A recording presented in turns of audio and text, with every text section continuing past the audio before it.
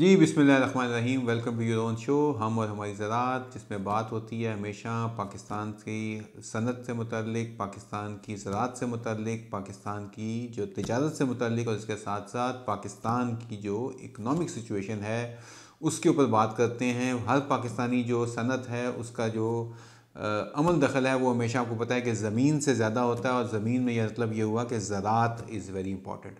तो इस प्लेटफॉर्म का मतलब ही ये होता है कि आप किसानों के मुताबिक बात करें, किसानों खसूसन कंज्यूमर राइट्स क्या हैं, कंज्यूमर को क्या फ़ायदा हो रहा है, हम उस पर बात करते हैं। लेकिन इसके अलावा हर वो चीज़ जो कि ज़राअत और पाकिस्तान की जो किसान है उसकी बेहतरी के मुताबिक बात करते हैं। और इस प्रोग्राम का मकसद भी यही होता है कि बहुत सारे जो हमारी जो डायरेक्टली या इनडायरेक्टली हमारी जो इकोनॉमी का पार्ट है लोग, उनको हम मूव ऑन करें, उन तक हम ये आवाज़ पहुंचाएं और उनकी बात कर सकें। इस सिलसिले में पाकिस्तान में जितने भी फार्मर्स हैं वो अपने सवालात हमसे कर रहे हैं, हमारे प्रोग्राम में शामिल होते हैं और हमारे इस प्रोग्राम का पार्ट बनते हैं। उनके सवालात भी आते हैं, उनकी जो है वो मशवरा भी उनका हमारे आंखों पे है। इसके साथ साथ उनकी जो तनकीद भी होती है वो भी हमारे लिए एक बहुत इम्पॉर्टेंट है, क्योंकि वो हमें बेहतरी लाने में और बेहतर तरीके से उनके जो मुआवनत फरमान करना और पाकिस्तान को बेहतर आगे की तरफ लेके जाना, ये बहुत इम्पॉर्टेंट है। इस सिलसिले में आपकी राय का हमेशा हम जो है वो दिल की गहराइयों से शुक्रगुजार रहते हैं। तो प्रोग्राम को शुरू करते हैं जी। लेकिन उससे पहले आपसे फिर दोबारा बात करूंगा कि हमारे इस प्लेटफॉर्म को, हमारे इस किसान मददगार के जो चैनल है यूट्यूब के ऊपर, उसे ज़रूर सब्सक्राइब करें, लाइक करें।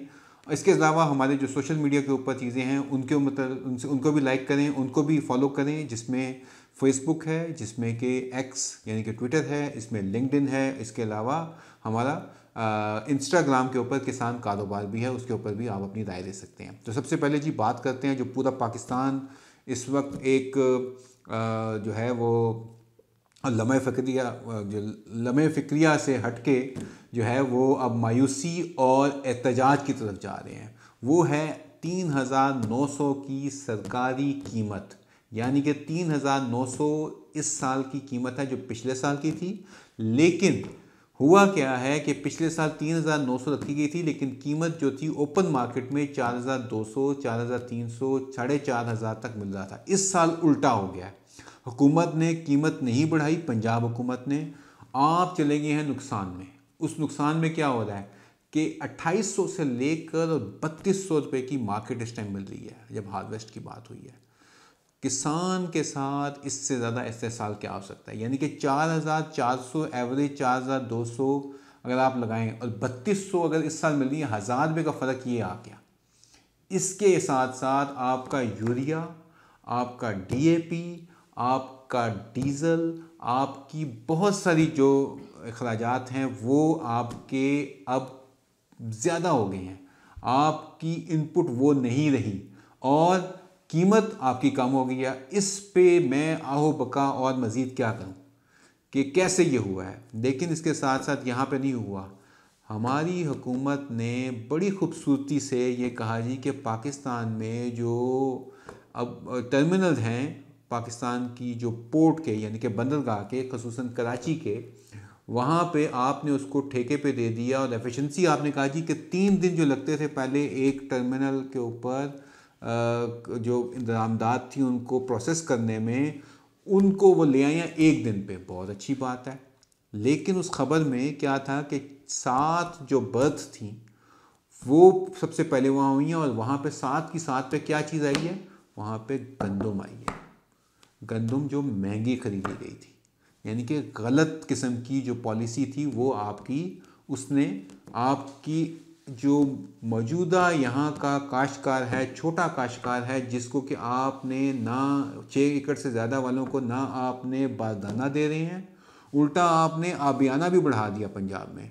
और अब जब कीमत आई तो कीमत इतनी गिरा दिया है कि फार्मर्स की जो है वो एहतजाज कर रहे हैं, और वो कह रहे हैं कि पाकिस्तान में ख़ुसूसन पंजाब में वो लोग जो हैं वो एहतजाज करेंगे और पंजाब में एक आवाज़ बनकर खाएंगे। तो खुदा का वास्ता है, गवर्नमेंट को चाहिए कि वो इस किस्म की चीज़ें ना करें, प्लानिंग करें।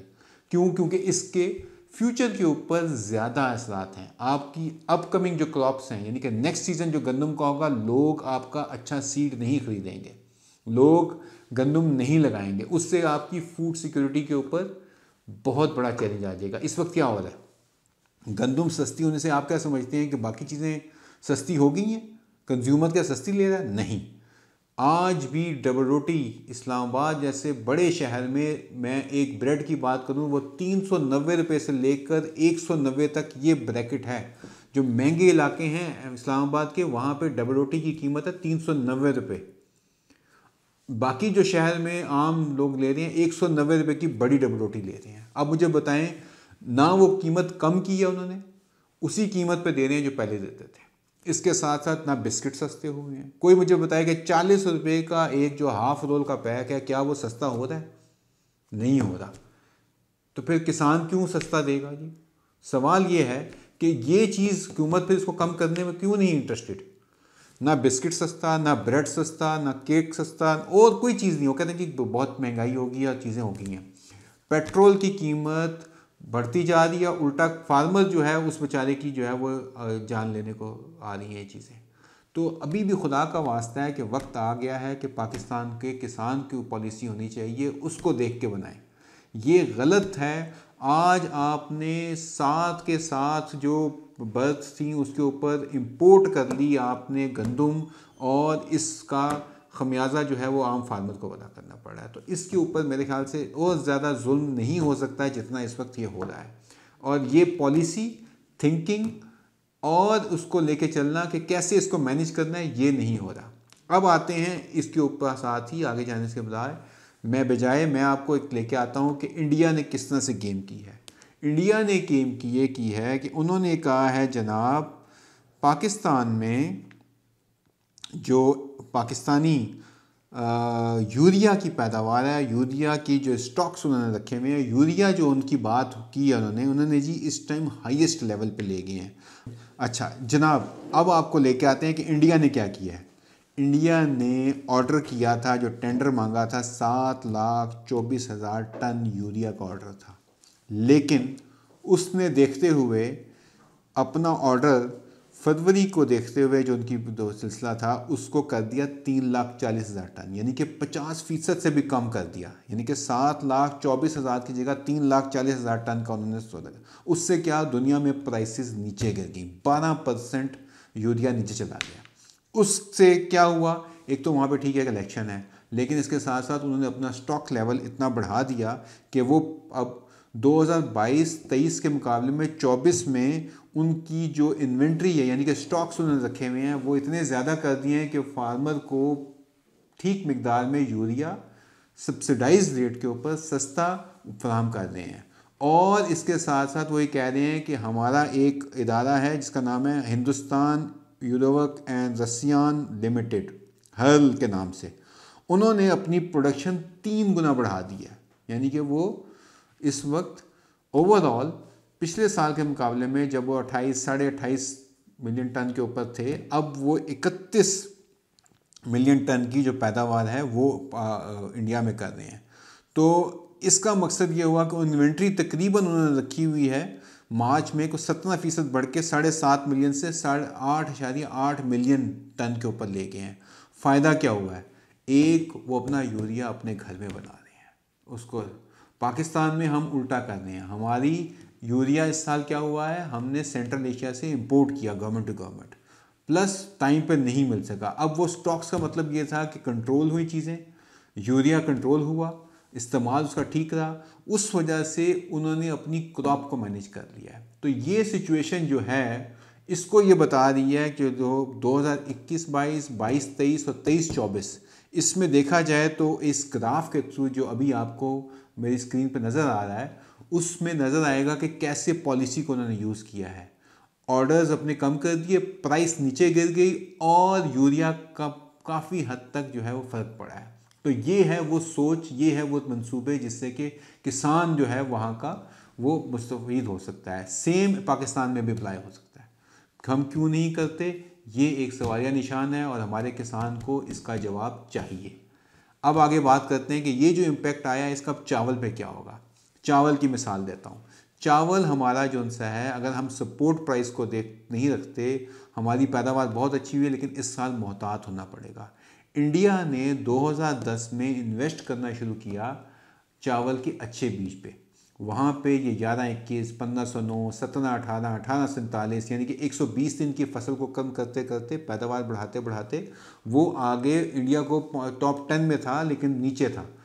उसको उन्होंने लेके आए और अब 2018, 19, 20 हत्ता के 21 में इंडिया, बिलीव करें कि अगर इंडिया 2 मिलियन से ज़्यादा मेट्रिक टन चावल उसने एक्सपोर्ट किया है तो दूसरे नंबर पे थाईलैंड या वियतनाम वो 5 मिलियन के ऊपर है। इतना बड़ा फ़र्क, यानी कि 3 गुना उन्होंने, 2 गुना 3 गुना ज़्यादा एक्सपोर्ट किया चावल। लेकिन पिछले साल उन्होंने नहीं किया। उसका वजह से क्या हुआ कि पाकिस्तान जो है उसको एक चांस मिला था, लेकिन अब वक्त है कि इंडिया बाउंस बैक करेगा। हमें अपने चावल को देखना पड़ेगा कि ये चावल उन्होंने पिछले साल इंपोर्ट करके लेकिन ट्रैप कर दिया। अब हमें देख के करना पड़ेगा क्योंकि चावल ईरान में भी अभी बंद हुआ है, उस वजह से हमें, प्लस पाकिस्तान में पानी की ज़रूरत नहीं है। अभी स्पेशल कॉटन के लिए उन्होंने दिया है पंजाब और सिंध के काश्तकारों को, इरसा ने पानी की दी है, जो सिचुएशन उसको बेहतर किया है। लेकिन आने वाले दिनों में पानी की इतनी पाकिस्तान के पास गुंजाइश नहीं है कि हम 2 फसलों पे जा सकें। हाँ, जहाँ पे कुदरती हमारे पास कुछ है हम ज़रूर करें, लेकिन एक चावल के ऊपर ये ना हो कि गंदम कितना चावल। और पिछले साल मकई में इस्तेसाल हुआ था, बहारिया मकई से हमने बेहतरीन बम्पर क्रॉप ली, लेकिन फसल का रेट इतना कम कर दिया 1850, 1900 कि हमारा फार्मर आज भी इस्तेसाल में है। अब पंजाब में क्या हुआ है, बारदाना नहीं मिल रहा, फार्मर फिर सोच रहा है कि मैं कैसे अब करूँ। तो एक गुंजाइश ये है कि फार्मर स्लो करे, सेल ना करे, अपनी कीमत बढ़ेगी। क्यों? क्योंकि अभी ये ईरान के साथ इसराइल का जो सिलसिला हुआ था उससे कमोडिटी प्राइसेस बढ़ी हैं, लेकिन मज़ीद बढ़ेंगी। ऑयल थोड़ा बढ़ा था लेकिन नीचे आया है, लेकिन स्टिल ये बढ़ेगा। तो आपको अपनी गंदम को भी लेके चलना है। क्यों? क्योंकि अच्छी कीमत आपको तभी मिलेगी जब आप फौरी तौर पे हार्वेस्ट करके ना लेके आएँ। लेकिन मुझे ये भी है अंदाज़ा कि फार्मर जो उनसे हैं वो उनको कैश चाहिए। उन्होंने 6 महीने अपनी जो मेहनत की है, खर्चा किया है, अब उनको उसका रिटर्न चाहिए और रिटर्न बहुत कम है। लेकिन ये देख के अब आपको अपनी जो गंदम है उसको मेरे ख्याल से गवर्नमेंट को देने से बेहतर है कि आप उसको थोड़ा होल्ड करें और सोच समझ के आगे चलें। आगे चलते हैं जी, चावल की भी बात होगी, चावल को भी बड़ा देख के चलना पड़ेगा। इसके साथ साथ जो आने वाली सिचुएशन एक और आ रही है वो इम्पॉर्टेंट है, वो ये है कॉटन की। कॉटन का सर्ज आया हुआ है, कॉटन में बहुत अच्छा है। पंजाब में क्या टारगेट रखा गया है, 4 मिलियन एकड़ के ऊपर वो लगाएंगे, अच्छी बात है। लेकिन पिछले साल हमने देखा कि सिंध में बहुत बेहतर रिजल्ट्स आए, पंजाब में नहीं आए। अगर हमने सपोर्ट प्राइस को मेंटेन करना है, क्योंकि अभी जो ताज़ा सिचुएशन आई है, जो हम नज़र आ रहा है वो यही है कि बहुत अच्छा रेट हमारे फार्मर्स को, जिन्होंने होल्ड की हुई है कॉटन, उस टाइम राइस पे है और वो राइस पे रहेगी। आप वहाँ पे इन्वेस्ट करें, कॉटन ज़रूर लगाएं। कॉटन का होना बहुत ज़रूरी है पाकिस्तान के लिए, पाकिस्तान के फार्मर्स के लिए। तो इन तमाम चीज़ों को देखते हुए दरख्वास्त यही है आप लोगों से कि हमें अपने फार्मर्स की आवाज़ बनकर ठीक फ़ैसले लेने चाहिए, बजाय इसके कि हम गलत फ़ैसले लें। तो आने वाले दिनों में इंशाल्लाह मज़ीद आपसे बात होगी। लेकिन जाने जाते एक चीज़ जो आपको बताना चाहेंगे वो है कि पाकिस्तान में बहुत सारी ऐसी इनोवेशन की ज़रूरत है जिसको कि हम लेके चल सकते हैं आगे। ऐसी बहुत सारी चीज़ें हमारे लिए क्वाइट पॉसिबल हैं। इसमें एक चीज़ जो कि एनर्जी को सपोर्ट करती है, सोलर बेस्ड सोल्यूशन आया है, वो एक वीड्स रिमूवल आया है, इनोवेशन उसके अंदर आई है। इस किस्म की चीज़ हमें पाकिस्तान में आई थिंक कि ministry of IT, ministry of science and technology और इसके साथ साथ दीगर इदारों को इस पर इन्वेस्ट करना चाहिए ताकि हम अपने फार्मर को बचा सकें। पेस्टिसाइड का जितना हम कम इस्तेमाल करेंगे उतना ज़्यादा बेहतर होगा, उतनी ज़्यादा हम अर्निंग्स हमारी बढ़ेंगी। और इसके साथ साथ चाइना के अलावा, दीगर ममालिक के अलावा हमारी दूसरी मार्केट्स भी हैं, उन मार्केट्स के अंदर जाना ज़रूरी है। पोटैटो में बहुत पोटेंशियल है, पोटैटो के जैसा नज़र आ रहा है। अफ्रीका के अंदर बहुत ज़्यादा पोटेंशियल है, अच्छे सीड का होना बहुत बेहतर है।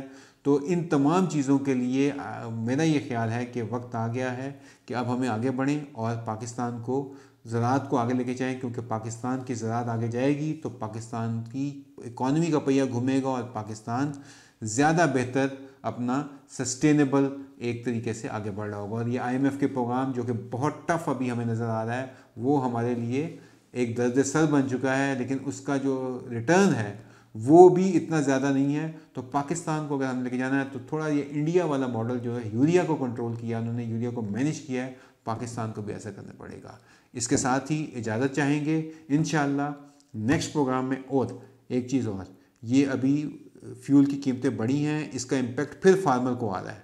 तो खुदा का वास्ता है कि इसके ऊपर कोई सब्सिडाइज कोई तरीका निकालना पड़ेगा जिसके ऊपर के रिलीफ इन द सेंस में कह रहा हूँ कि आप उसको असल कीमत उसको दें। आप उसकी पैदावार ज़्यादा बेशक लेते हैं लेकिन कीमत कम कर देते हैं, तो उससे किसान पिस जाता है, पैसे उसके फंस जाते हैं। वक्त पे उसको पैसों की फरहमी, वक्त के ऊपर फैसले करने की आदत, ये अगर होगी तो मुल्क का निज़ाम ठीक हो जाएगा, अदरवाइज़ नहीं होगा। इसके साथ ही आपसे इजाज़त चाहेंगे। बहुत शुक्रिया। अस्सलाम वालेकुम।